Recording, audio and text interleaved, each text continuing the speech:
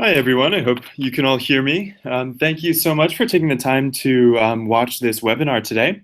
All we're really doing is just going over the basics of the program, and then, of course, working out some more specific details about your upcoming Shanghai program. We're going to cover everything from visas to placements, even a brief overview of Shanghai's history, which you guys will all be learning during this summer internship program. So let's start by saying, first of all, thank you so much to the Miami University of Ohio in specific. Thank you to Ken Salau's office, who's been instrumental in trying to coordinate this internship program with us. So if you do have questions, feel free to ask her. But more importantly, we're always here 24/7 to help you guys out if you have any questions about the program, either when in the pre-departure phase here in the US or when you're over in China. So we're here to help. So feel free to just email me directly or email my colleague Jennifer. To introduce myself, my name is Matthew Rowett. I've spoken to most of you over the phone during advising sessions. I'm the Director of Admissions here at CRCC, and I've been with CRCC for around 2 years now.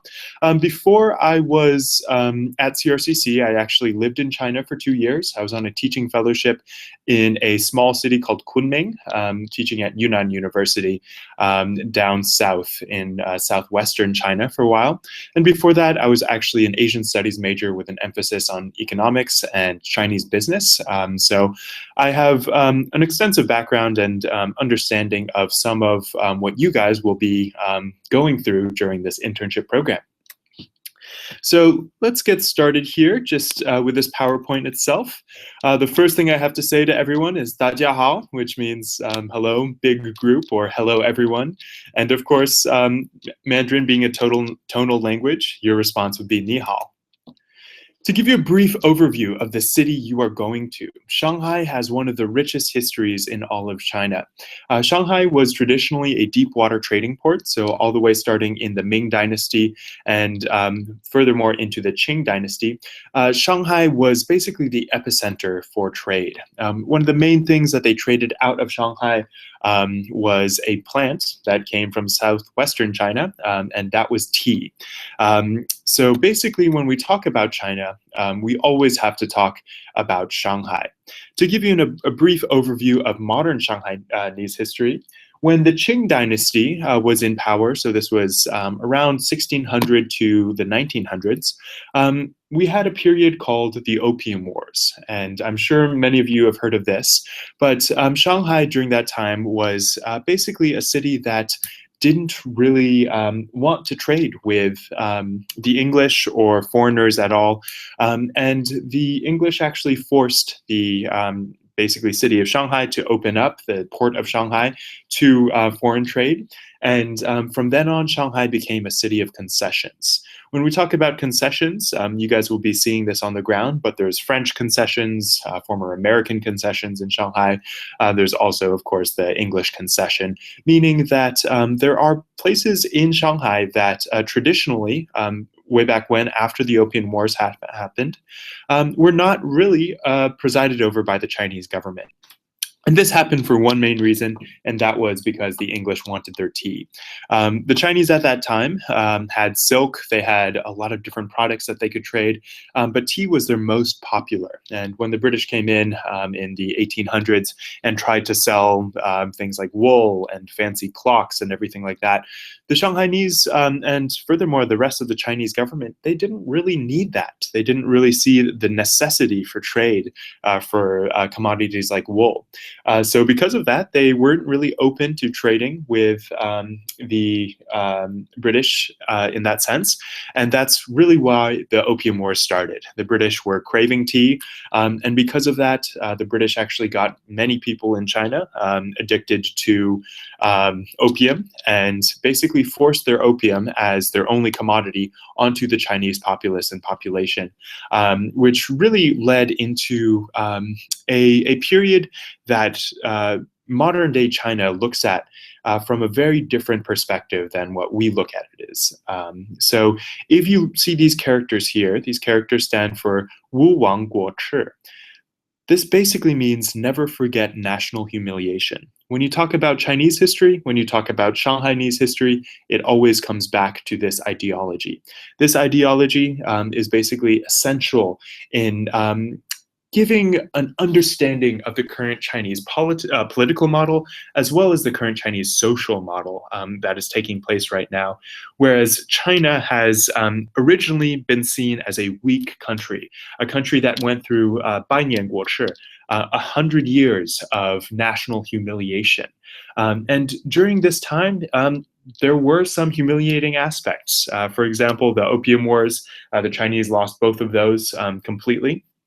And then, of course, the Japanese also invaded Shanghai and took over Shanghai for a brief period of time in the 1930s. Shanghai before then, after the Qing dynasty fell in 1911, it was actually in Shanghai that there was a critical democratization of China. China at that time was still a very closed-off society in many ways, but Shanghai was the exact opposite of that. And many of you that I've talked to on the phone so far have basically indicated that you're interested in Shanghai because of the international quality to the city. And I would like to note that the city itself, the city of Shanghai, is an extremely international city and has an extremely international history. So there are people there who, were raised in the French concession who can still speak French. There are people in Shanghai who still remember, the fall of, the Japanese during the Sino-Japanese War. So there's a lot of different regime changes going on in the past 100 years, and all of them have centered around Shanghai. In 1930, when the Japanese invaded, 1932 actually, the Sino-Japanese War started, and Shanghai for a period of time was actually under Japanese control. Fast forward to 1949, after Shanghai has basically been ceded back to the Chinese government. The Chinese during that time were infighting between the Communist Party and the Kuomintang, the Nationalist Party. And when it came down to it, the Communists took over, and in 1949, they started New China. Shanghai so far was basically involved in the instrumental reform in New China for a long period of time, as it was the only place in China where there was still an international atmosphere, whereas all other cities basically turned inward. To give you a cultural primer on what you guys can expect when you are in China, we do have to talk about this one term. And for those of you who are part of the Chinese business major at Farmers, this is going to be very familiar with you. But the two characters there basically mean guanxi. Guanxi is a term that we will use again and again to describe interpersonal relationships, business transactions. Basically, guanxi just means personal relationships. It means cultivating any type of reciprocal relationship between yourself and someone else. So during your time in Shanghai, you will be expected to basically understand that the Chinese business culture is going to be very different than the United States business culture. And what it comes down to are these two concepts, one of them being guanxi, the other one, of course, being mianzi, which basically means face. The idea of face and how you do not want to basically take down anyone's face, or you don't want to sully their name, if that makes sense. So this is a good example of guanxi and mianzi at interplay with one of the most common situations that we see from our interns. So if you go to a situation where your supervisor has been acting distant for that first week of your internship, and then when you approach your supervisor to ask for more work, and the supervisor promises to assign you more projects, but then the next week the supervisor doesn't follow up, this might come down to just guanxi, right? Culture. Where does that interplay come in? What cultural differences are here? The main thing I tell our students is that when they are going on this program, they do have to understand that just because there is this notion of guanxi, that in every single business transaction, in every single communication they have to start and begin to cultivate or build this guanxi or build this personal relationship with the supervisor. So what are some possible reasons for this interaction? What we say usually from this situation is right now there's mei guanxi, right? Mei guanxi means there is no personal connection. So for example, if I stepped on someone's foot, the first thing I would say would be 对不起, which means I'm sorry. The second thing that they would say is 没关系, which means we don't have a personal connection and we don't have a personal relationship, so therefore we don't have, to owe each other anything, right? So when it comes down to approaching your supervisor, you do have to start cultivating this ideology from a very early standpoint. So the first day you get there, you do have to be somewhat American, or at least somewhat upfront and say, I don't understand this culture completely. I have to go in here with an open mind and sometimes understand that, if my supervisor is acting distant or anything like that, it's not because of me. It's not because, it's not because of the supervisor. It's because of the cultural interplays. So some solutions, of course, are going to be talking to your supervisor openly, approaching your supervisor on a daily basis and checking in with them, just to build up and cultivate that guanxi. And then, of course, doing something like asking your supervisor to lunch or something like that. This will be a good way to establish this interpersonal guanxi or connection. Another cultural primer here, another situation, if my coworker Li Xiaolong invites me to lunch, but I'm tired from drinking the night before, and I tell Li Xiaolong no. The next day, when I ask Li Xiaolong to help on a PowerPoint, he refuses. What are the cultural interplays here? Of course, this has to go back to, of course, guanxi, but also mianzi. When we come down to that notion of face, basically in Chinese culture is a very high context culture. The main difference between Chinese culture and American culture is that here in America, we are very direct. Whereas in China, there are a lot of subtle interactions going on, behind the scenes throughout every interaction. So if I told my coworker who is Chinese no, just straight to their face, that makes them lose their face, right?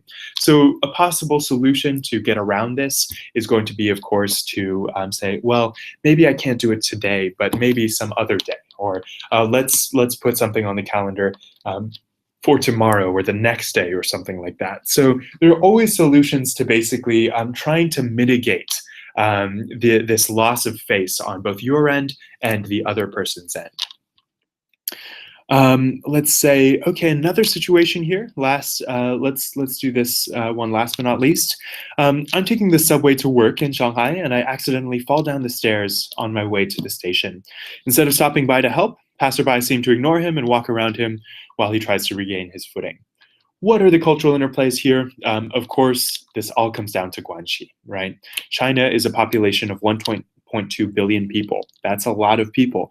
So in China right now, there is somewhat of a mentality that you're only supposed to, or you're only required to by society, to take care of yourself and people that you are personally connected to.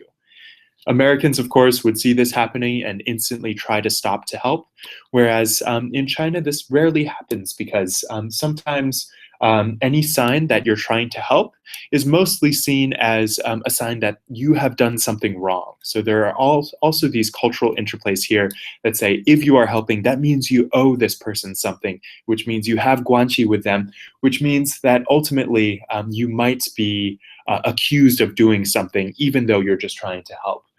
There was a case not too long ago in Shanghai where some elderly lady was basically on a bus, and she fell off the bus at a bus stop and injured herself. And a good Samaritan tried to help her, tried to get her up, but this lady then accused her of basically pushing her over, and this Good Samaritan was then taken to court. And the reasoning behind the ruling was that this Good Samaritan would not have helped out if they didn't have this obligation to, right? So that means that this Good Samaritan was basically fined for pushing this woman down and arrested, even though ultimately she was just trying to help. So this is not saying that you shouldn't help someone that you think is in need, but this is also saying that you also have to understand the cultural differences in every single social situation that you see. Now, let's talk more about the internship aspect of the program. So all of these guanxi and all of these mianzi and all of these cultural interplays are going to be important. while you're interning at any law firm or at any firm in general or any company. But let's start right now by understanding why internships are important. As a former college student myself, internships were seen, at least when I was still in school, as something that people did over the summer if they wanted to, get a steady career right after college, right? This is something that has become our reality right now. Internships give you integration, they give you practical skills, and they also give you that professional development notion. So you gain an understanding of office etiquette, learning how to handle responsibility without attaching a grade to it, and then, of course, learning about yourself. Most internships obviously force you to mature. But more importantly, internships in a foreign country are going to force you to mature, beyond belief, just because you'll be dealing with so many different cultural interplays. You'll be dealing with so many challenges on a daily basis. So this program was really founded back in 2008, basically because we saw there was a trend in basically students coming over to the US or the UK or Australia from China to study United States business practices, to study the financial markets here, to study what's going on in the business world in the US. All of these are, Chinese citizens who eventually are going to go back to China and bring the knowledge that they've gained from the US to, their home country. We wanted to really redress, the imbalance, just because there are upwards of 1 million Chinese nationals right now studying in the US on, F1, F2 visas, or in high school, or doing internship programs here. Whereas in terms of US students understanding China, we have only just surpassed Hillary Clinton's 100,000 strong initiative.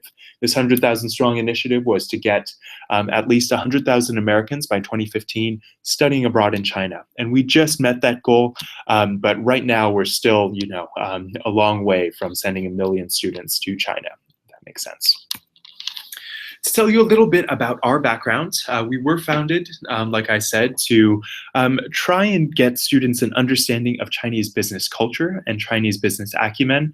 And because of that, we were recognized by the Premier of China, Li Keqiang, who actually met with one of our directors, Ed Holroyd-Pierce, when he went to visit the UK. We do host a variety of lecture series as well. And of course, you can email me if you want to learn more about these lecture series. We have them in San Francisco here, as well as in the UK. And these are always available to stream via webinar as well, if you're interested in learning more about Chinese business culture. To give you an idea of the social responsibility, many of you this year are going to be on the Freeman Asia Grant, which is a scholarship program that was started by a guy named Mansfield Freeman. You guys don't know who he is. He actually founded the AIG group. So it's the American Insurance Group back when he was living in Shanghai, in the early 1930s. So this company, AIG, was initially a company founded in Shanghai. So another bit of trivia for you all. But in general, the Freeman Asia Grant has given a lot of money to basically send students to really learn about Chinese business acumen. CRCC also provides their own scholarship. We do a monthly volunteering and annual charity day, which all of you will be taking part in when you are in Beijing and Shanghai. And then, of course, after graduation from the CRCC Asia program, so after these 2 months, you are eligible to be considered in the Alumni Entrepreneurship Fund. So every year we send around $10,000 to a student who is interested in starting a China-related venture. This past year, we've been sponsoring a student by the name of Elizabeth Opung, who is a Pennsylvania or University of Pennsylvania student, who recently founded a nonprofit that is devoted to basically linking up women entrepreneurs in Shenzhen, China, as well as business leaders and business mentors in the US here to start forming connections to really empower women. So this is something that we thought sit well within our mission statement. So if you are ever interested in forming your own China-related venture, either after graduating from that Farmer School of Business with that emphasis on China business, you would be always eligible for that. You would have to, of course, provide us with a very savvy business model that we can review for you. In terms of the wider community, I did mention that we do partner with the 100,000 Strong Foundation. We were the winner of the Cathay Pacific China Business Awards. And then, of course, we do run the UK government's program, as well as the Israeli government's program, as well as currently we are running the City of Canberra. I guess it's the City-State of Canberra in Australia government's program. Now, this is the question that I always ask during our pre-departure advising sessions. Why China? What started your interest in China? And the majority of you guys had great answers stemming from personal reasons to professional reasons to just wanting to understand more about the Chinese, culture or about the Chinese economy. But here are some of the answers that we usually see from our students. But there's the 100,000 Strong initiative, the global focus on China, China is the world's largest trading power, etc. Now, many of you at the Farmer School of Business are going to be in the sectors of business, of course, and then finance and accounting, and then marketing. However, I would like to note that we do custom tailor internships to whatever suits your interests. So if you wanted to do an art gallery placement in Shanghai, we have that as well. So there's plenty of opportunities here to really basically get the placement that fits best with your needs. And we'll talk a little bit more about the placement process and how that's been working so far, and when you will get that final placement update from us. Most of our interns, like I said, are going to be in finance. We do have a lot of marketing. Green tech is growing. Actually, green tech is much larger, mostly in the city of Shenzhen. However, Shanghai does have a few policy-based initiatives as well. And then healthcare is actually our rapidly growing field, both in pharmaceuticals, biotech, and biomedical. Now, what's included in the Shanghai program is, of course, going to be a long list here. So, of course, we do have that guaranteed internship. Like I said in our conversations, you'll always have someone to speak to in English at your your host company. You'll have that business visa processing and support, which we'll talk about in a second. And then, of course, that pre-departure assistance, which constitutes, just you checking in with us if you do have any questions. And then, of course, webinars like this one, and then any questions that you might have about the visa or placement process, we're here to help out. We always put our interns in international hotel accommodations. We'll go through airport pickup. We'll go through that induction course and that orientation when you arrive in Shanghai. And then, of course, we also provide you with a welcome pack, a SIM card, and a city guide to really give you an idea of how to get around Shanghai. We will be including weekly Mandarin lessons in all of our programs. These Mandarin lessons are going to range from basic Mandarin to intermediate Mandarin. If, however, you are at a more advanced level of Mandarin and still want to improve your academic Mandarin, we can, however, set up a private tutoring between you and one of our Mandarin house teachers. We also host social and cultural events, which I'll go into. We host the China Business Seminar, community outreach, networking opportunities, and then, of course, a closing ceremony. So let's start with that first day. You will be expected to arrive in the Shanghai Pudong International Airport on the day of June 2nd, so that is your program start date. And you will be expected to arrive into PVG, or Pudong International Airport, from 9 a.m. to 9 p.m. is when we offer that airport pickup service. So we'll be there with a big CRCC Asia banner. We might also have a Miami of Ohio banner, but you'll see a big group once you exit through immigration. So that means that you do have to first, get off your plane, walk to your luggage, pick up your luggage, go through both immigration and show your visa that we obtained for you, as well as go through customs to make sure you're not bringing in anything illegal to the country. And then we'll be standing there with a group of students, and then as soon as you arrive, we'll be waiting for a little bit and then sending groups off in our vans to our accommodations. That evening, you will be shuffled off to our accommodation in our shuttles, and then your accommodation is going to be extremely nice. I would like to note that you will not be living in a dorm-like situation or anything like that. You will have your own private bedroom, and you guys, for this Shanghai program, will actually be living right in downtown Pudong.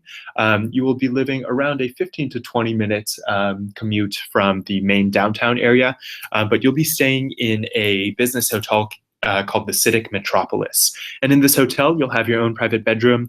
As you can see there, you'll have your own kitchen with a washer dryer in it. And then of course, you will have your own little living area. You will, however, be sharing this apartment with another CRCC Asia intern. So that means that you'll just be sharing that bathroom, kitchen, and living area. But like I said, you'll always have that own private bedroom, just so after a long day of work, you can feel like you have a very comfortable place to relax and unwind in. The next day, the next morning, actually, after you settle into your accommodations that night, we'll be picking you up very early in the morning and hosting a full induction ceremony. This induction ceremony covers everything from basically health and safety while you're in Shanghai, to program management support, to introducing you to your program managers, to, of course, basically giving you an understanding of Chinese business acumen. You'll be reviewing the aspects of Guanxi, you'll be reviewing the aspects of Mianzi, and then of course we'll be going into what's expected of you out of your internship and any troubleshooting along the way. So you'll get a chance to meet our business development team who's tasked with finding new placements. And then of course you'll also be understanding a little bit more about Chinese culture and more importantly, the city of Shanghai and how to get around Shanghai. That's Saturday and Sunday. That's the June 2nd arrival date. You have that orientation, the June 3rd date. The 4th and 5th actually have you settling into Shanghai and exploring the city on your own, giving you a chance to get over jet lag if you just want to try and adjust. That being said, Shanghai has a lot going on and it's a great city to explore. And our program managers are going to be there to give you suggestions if you do have any concerns or any questions about how to get around. But this is a chance for you to really get on the subways for the first time, get on the buses for the first time, really see where you can get yourself, really explore the markets if you're interested in haggling for things, really understand Shanghai as a city. The next day, after that 4th and 5th, that June 6th is going to be your first day of work, and we will actually physically drop you off to your company. So that means that we'll introduce you to your supervisor. Be prepared to look smart for that day. Be prepared to wear a suit and a tie, or just blazers, or a blouse and slacks, anything that makes you look professional. So we do recommend you bring business professional attire. But that being said, when you are in Shanghai, it is going to be hot, so always prepare accordingly. So don't bring a very heavy wool blazer, if that makes sense. In terms of that company drop-off, your internship supervisor will have an intern action plan for you when you arrive to that first day of work. So that means that he or she will be there to walk you through, what's expected of you for that first day, and then of course introduce you to the company and start you off on some important tasks to get you started on one of your projects for the internship.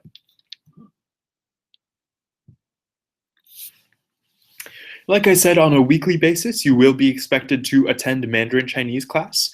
This Mandarin class is going to be either on a Monday or Tuesday after your days at work. And you are expected to actually commute to the Mandarin House locations. And these locations are very convenient. They're very close to our accommodations. But this is a really good way to get a basic grasp on Mandarin, or if you've been taking Mandarin through the China Business Program. This is a great way to review and really help your classmates and former colleagues on this program, help your colleagues basically to understand how to get around China. We also host China business seminars on a monthly basis. Last year, we had someone from Coca-Cola come in and talk about marketing in China. Years prior, we've had people from HSBC come in, H&M, American Apparel, to name a few multinational business companies. In Shanghai, we also had someone from Unilever come in and talk about their experience. And last month, we just had someone from China Telecom speak to our students. So this is a great way to, of course, network with important people in China, but also it's a great way to really understand, what doing business in China entails that doesn't just come from, a professor, or it doesn't just come from classes or case studies. So even if you've been studying China in your China business programs, or even if you've been, cognizant of China's rise in your finance classes, this is really a way to see what's going on at the ground in China, if that makes sense. We also do host social and cultural events. This year, we're going to be doing KTV events. I think we're phasing out calligraphy classes because not as many people had the patience for that calligraphy usually takes. But we also do like dumpling making classes. I think in Shanghai this year, we're trying to institute kung fu classes for a couple of days, or tai chi classes or something like that. But it's really an option for you not just to understand, the Chinese business world, but also the culture and rich cultural heritage that China has to offer. Like I said earlier, we do also run community outreach days on weekends. These community outreach days are going to be mandatory, and they will be just one day out of every month that you're in China. So for that 2-month program, you will have 2 of these community outreach days. We do partner with the Migrant Laborers Children's Foundation in Shanghai, or similar nonprofits. But basically for these programs, you will be expected to, interact with children who are, kind of on the lower rungs of the economic ladder in China. And when we talk about China's growth, we of course talk about, the great stock markets, and we talk about Deng Xiaoping's economic reform. But we also have to talk, of course, about migrant laborers and their contributions to society, basically driving construction forward, driving GDP forward, and of course, driving just city growth forward. So that's something that, in terms of cultural sensitivity, this is a great way to start to understand, what really the majority of China's life is like, not just understanding the glitzy, glamorous, foreign lifestyle of living and working in China. To give you an idea of some of the host companies we do work with companies as big as CBRE in the real estate sector. Yibao Tech is a subsidiary of Alibaba, Lenovo, Inca, Ogilvy, Rolls-Royce, a lot of different companies that we work with. Some of you have actually received your placements already, and I'll talk a little bit more about the placements in just a second here.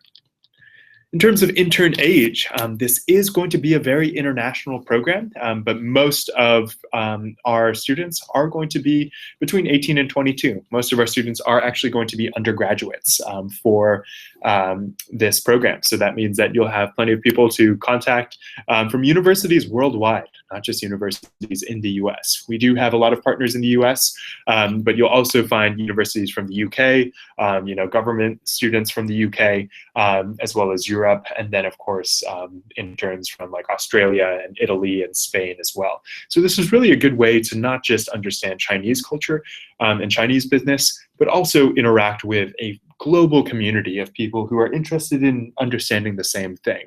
I always like to note that some of these connections that you make over in China might eventually turn into potential business connections for your future careers in entrepreneurship, or just your future careers in general. So I always like to tell our interns to be as open as possible during these times, just to make as many connections as possible.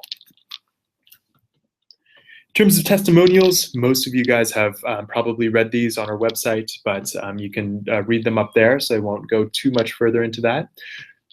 We do have an April 14th placement deadline for all Miami students. Many of you have, like I said, been placed. Many of you have been interviewed by host companies, but have not yet heard back. Don't worry whatsoever. We're just in the process of confirming things. We can't actually confirm any of the placements until, of course, we do receive the invitation letter from our Shanghai teams. The invitation letter is the critical aspect to getting you that specific visa to get over to China.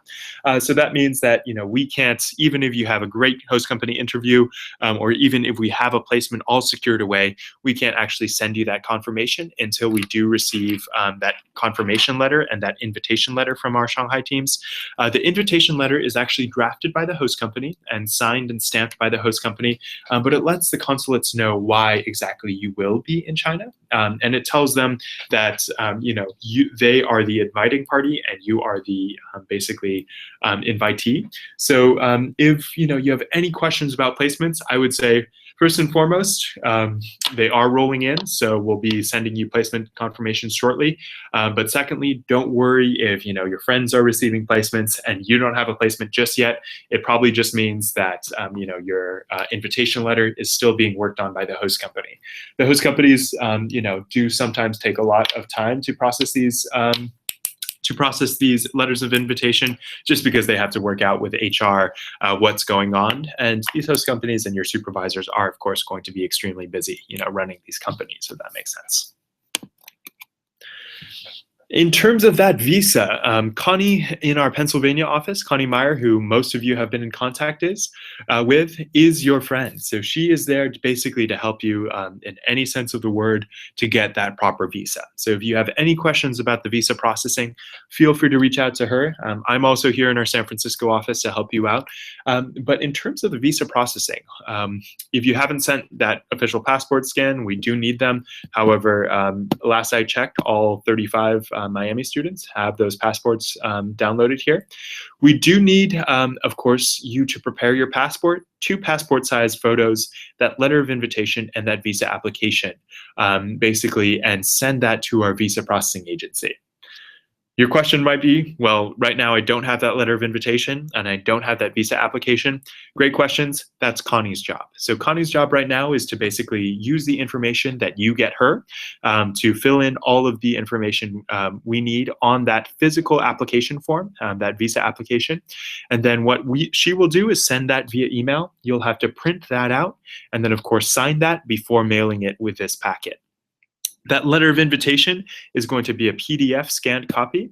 And what you have to do again is print that out, make sure everything looks good, and then of course send that with your passport and 2 passport-sized photos to the exact address our visa processing agency is at. So make sure that you FedEx or UPS it. Do not use normal snail mail, just because it does contain your passport, and we need to make sure that all of these passports are in by a certain day. Please also verify your return address before sending. If you are unsure where you will be before heading out to Shanghai, but you'll be stopping by Miami University of Ohio, we can also put in your file that you want to be, have this visa sent back to Kim Salau's office in, Miami University of Ohio, and then make sure that she can get that to you. So you can just pick that up there. That being said, many of you that I've spoken to live very close or have hometowns very close. So you might just use your parents' home address or, of course, your on-campus address. Just make sure that someone is there to sign for that FedEx, just because there are a lot of situations where students, aren't there, and then they have to pick it up from a FedEx processing center. Packing for Shanghai. Shanghai, like I said, is going to be very hot while you're there. So I always recommend students to pack light. That being said, you do need dress clothes. You do need business professional attire. You could bring a full suit. Like I said, a blazer and slacks are fine if you're a guy. And if you're a woman, you can also just wear, a blouse and slacks. But always know that, even if your coworkers are dressing down, it's always great to be the best dressed person in the room. So I always say for that, at least that first day of work, dress extremely smartly, even with a tie, and then you can tone it down once you start working at these host companies.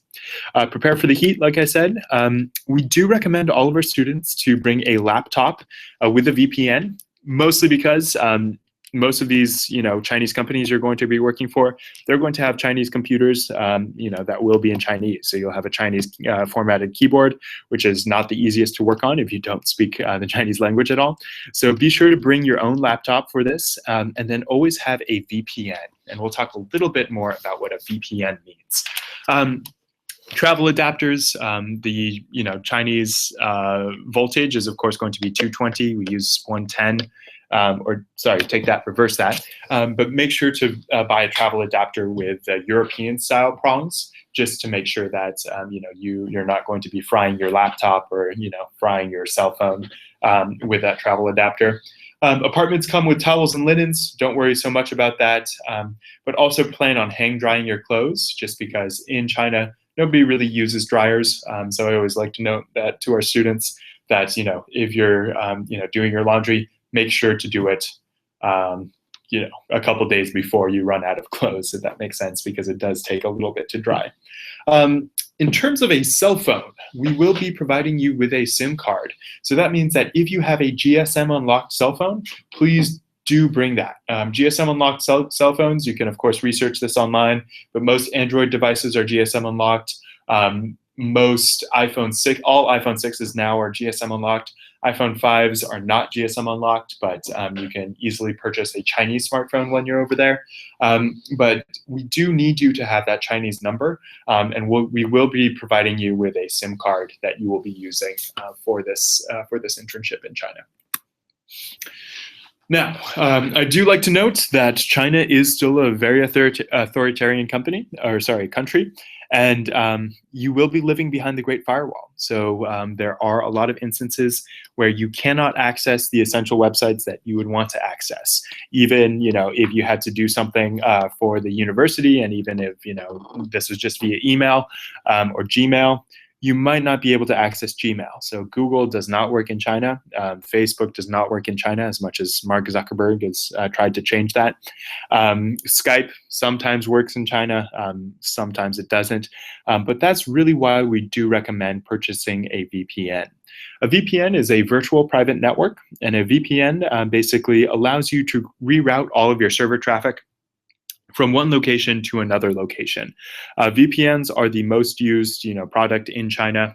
All of, our companies and all of our, foreign offices do actually use VPNs. So even our teams in Shanghai use VPNs to connect with us, just because it is an essential service. They are fee-based, so you do have to pay around $12 a month to use VPNs. But if you use a VPN, VPN of course stands for Virtual Private Network. You are rerouting all of your server traffic from one area to another. So say, you're trying to access Facebook in Shanghai.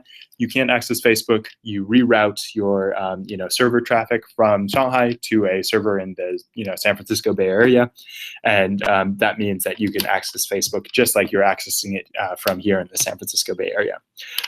Sometimes I suggest getting a Yahoo Mail account, because Yahoo has traditionally still been open in China. However, recently Yahoo Mail has been failing as well.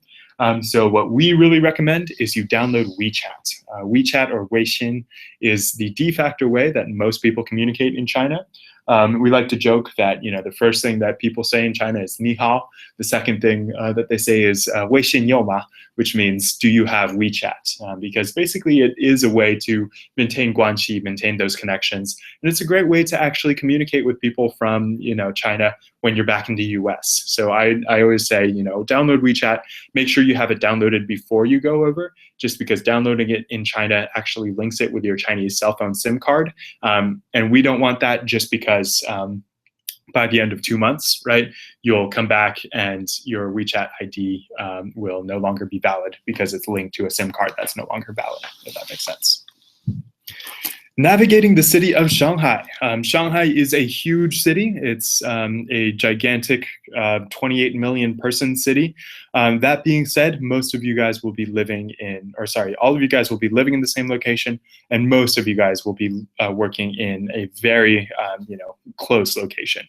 So most of what we're going to see is, if you see the intersection of that line 1, that red line, and that blue line, that is actually going to be the Pudong and the Yan'an and Shuhui districts of Shanghai. And all of these districts are going to be mostly where you'll be interning.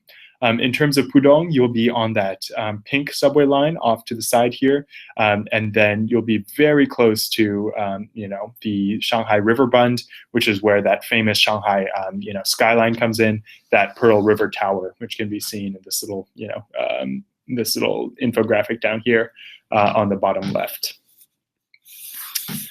We do have that travel aspect, but I would also like to note that we have been featured in numerous media publications. And then if you're interested in connecting to students, not necessarily just within the Miami group, but other students going on the Shanghai program, we do have pre-departure Facebook groups, and I can send you information about joining those as well if you're interested.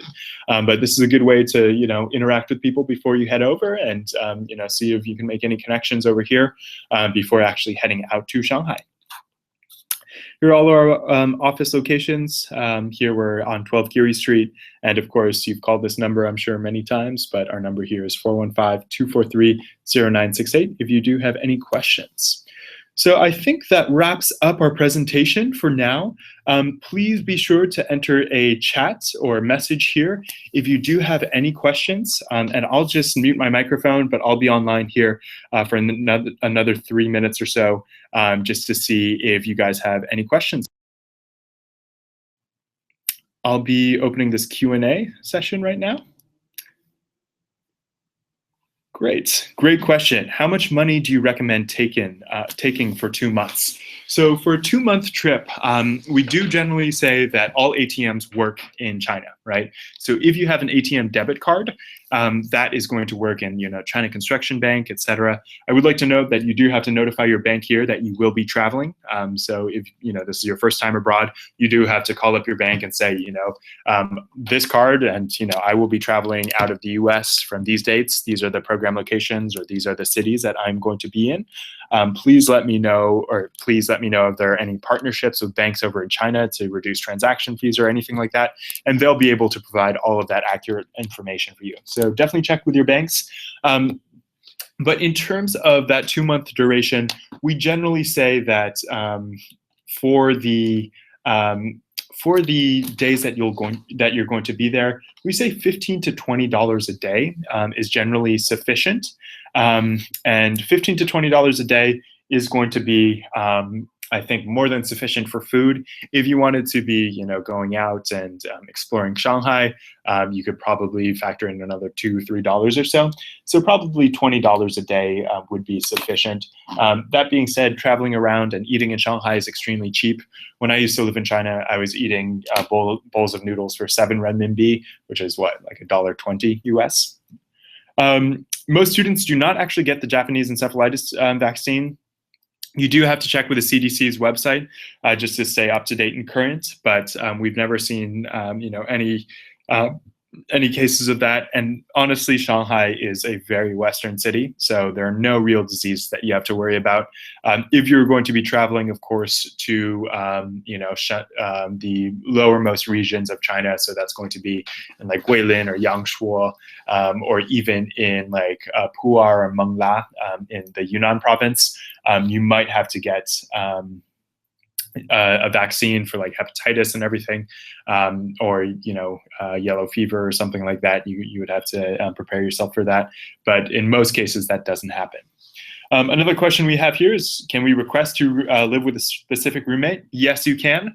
Just send me an email and I can just make a note in your file. And I do first, of course, have to check in with the other inviting party, that other roommate, just to make sure that they know that you've requested to live with them, but that shouldn't be any problem whatsoever. Just for our Shanghai teams, it might come down to just the availability of certain rooms, because some of the rooms have 3-bedroom suites and some of them are 2-bedroom suites.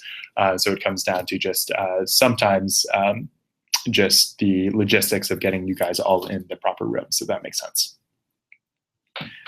Any other questions, guys?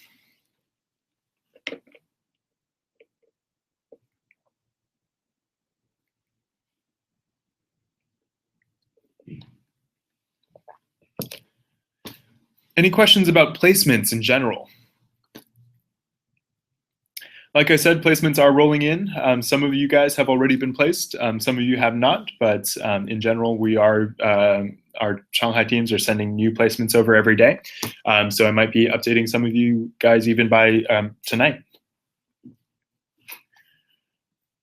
All right, well, thank you guys so much for taking the time to listen to this webinar. I will be, of course, posting a link. So if some of your friends or colleagues have missed this webinar, after the link is all set up tomorrow, I'll be sending this off to Kim, and you can always check in with Kim if you want to review anything or if you missed anything. But like I said, do respond to Connie and make sure that you are cognizant that she is there just to get your visas, and visas are going to be very time sensitive, so make sure that you are doing that. But thanks so much for your time, and I might actually be visiting our Shanghai offices when I'm in China, so I might see you guys in China. I'll be based out of our Shenzhen office starting June 2nd as well, running another program down there. But if you do have any questions, feel free to email me. We're here for you, and of course, feel free to call our office.